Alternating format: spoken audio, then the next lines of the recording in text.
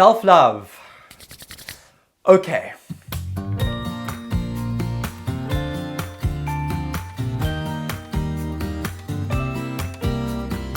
If you can't love yourself, how in the hell are you gonna love somebody else? I feel like that is something we hear quite a lot these days. Maybe because everyone's watching Drag Race. And even though it rings of truth, what does it really mean? If I can't love myself, how in the hell am I going to love somebody else? What does loving myself mean? This is something I've been struggling with for my entire life. So in the past few years, I started thinking about this. What does self-love mean? Well, I kind of developed my own theory. So let me break it down. For the longest time, I thought that self-love meant that I need to love what I see when I look into the mirror.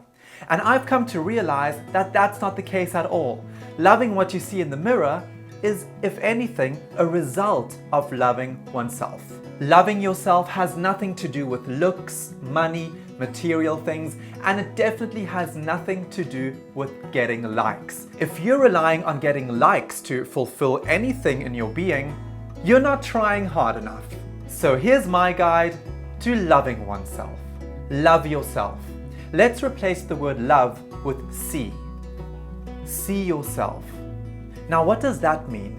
Number one, acknowledging the fact that you are alive right now and that you have the right to live on this planet at this exact time. Number two, growing fond of the fact that you are here to learn, grow, and experience these wonderful things we call emotions. Number three, and this one might seem really obvious, being fine with enjoying some things more than other things. I know it seems so basic, but so often people won't accept that in themselves and won't accept it in other people either. Number four, there is no pressure. Pressure makes you rush, and rushing makes you sloppy. And we cannot afford sloppy work on ourselves. Accepting, and more importantly, living your uniqueness. There is no specific formula for handling things. The answers always come from asking yourself, what is the next right thing for me? For the longest time, I judged myself for certain choices that I'd made. Sometimes because people judged me for it, and sometimes because they just felt icky. I always knew deep down I wasn't a bad person, but also very often I felt like I was just not really clicking with myself. Sometimes I made right choices that felt wrong, and then I'd make wrong choices that felt right.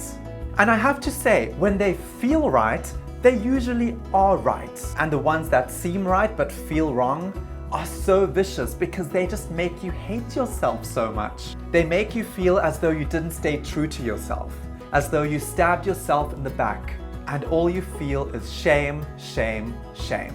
I say, if your feelings are genuine and your intentions are true, there is no such thing as a bad choice or a mistake. If anything, these things result from a deep uncertainty about what you want and who you want to be. Mistakes, to me, are choices that shine a light on that and lead you back on the path that you strayed from. Sometimes it takes a bit longer.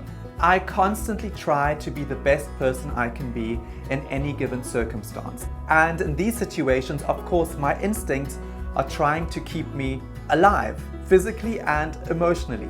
Now, that doesn't mean I go around making silly decisions, blaming it on, well, I didn't know any better. But if you were authentic in your state of being, it's true. Had you known better, you would have done better.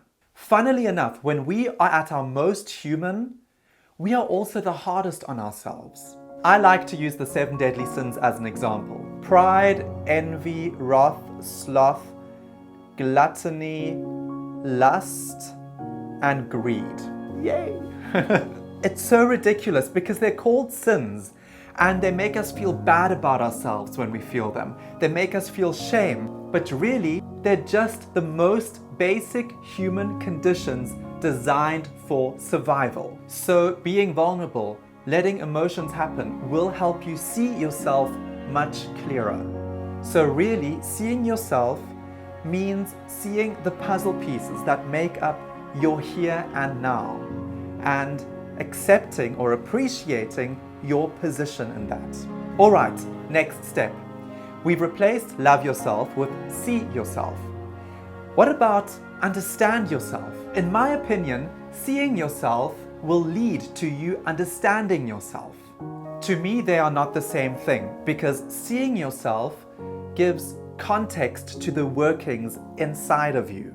Understanding what is happening inside of you and in the world around you opens up your senses and gives way to empathy. And I always say empathy is like vitamin C for the soul, because it kills shame, it evokes respect in yourself and for others, and in turn, in others for you. It sheds light on the world around you and helps you make informed decisions. Asking yourself, well, what if that were me? I wonder what it must feel like to walk in her shoes. Empathy gives a whole nother dimension to the way you treat people, which is so important for any relationship. So we have see yourself, understand yourself. What's next? I now want you to replace love with believe in. Believe in yourself. This is probably the hardest thing to do, for me anyway. But here's another one of my truths. We are all equipped with the tools to achieve anything. It is up to us to choose the right tools and to use them correctly. And I know it might sound a little bit easy, but surely you've been confronted in your life with a situation that you thought was impossible to overcome. And now look where you are. You are still alive. And the fact that you're still alive means there's still something worth fighting for. And so it's up to us to choose the right tools and to use them. Learning by doing. I like to use my dad as an example. My dad grew up with a big family in a tiny house in a township in South Africa. And then I look at all the remarkable things he achieved in his lifetime, because he always understood the value of his tools. And this makes him to such a great role model, not only to me, but to many other people as well. And so it is constantly up to us to evaluate why we make certain choices. What is our true intention? Seeing where we are and understanding why we are there.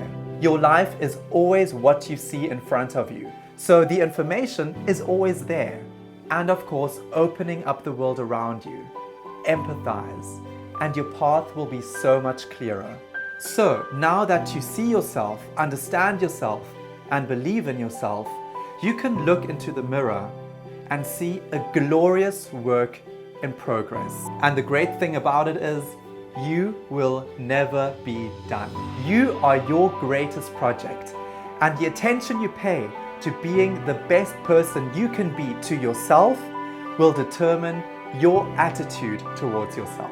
And that to me is self-love. Always trying to not be the best, but your best. And that way you will get what's best for you.